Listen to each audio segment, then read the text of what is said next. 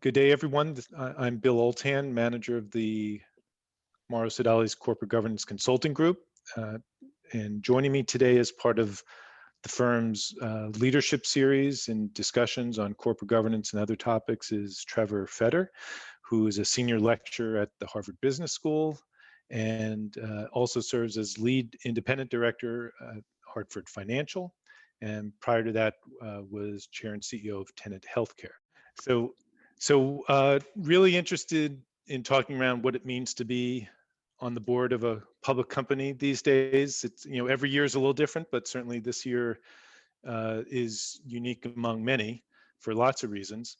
But maybe just to start out with, would love to hear your thoughts on just as you look back over the last couple decades that you've served on a board of what has changed in the role of being a director, the dynamic within the culture of a board, and the events of this year, how those maybe have even spurred more change.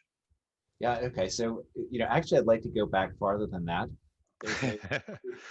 There's a case study that I particularly like on this topic. It studies and we use it at Harvard Business School in a variety of courses, but it studies the board of directors of Coca-Cola going back to 1923, when the company was founded and went public. And it's fascinating because in the very beginning, the CEO also essentially controlled the board and controlled through a series of trusts shares in the company that were sufficient to fire the entire board. So during his tenure, the CEO controlled the board, and then he retired, was replaced by another CEO who had been inside the company, but he stayed on the board, Robert Woodruff. And so at that point, the board controlled the CEO. And that was kind of the next evolution in the board of directors at Coca-Cola. And then fast forward, literally 100 years, and you have a modern board of directors that over time went from being controlled by the CEO to controlling the CEO to being a collaboration with the CEO, but very close, close relationships between the directors. This would be in the early 1980s. Close relations between the directors, very close relationship between the CEO and the directors, then more independent under Doug Daft, and then of course it transitioned to a sort of modern board.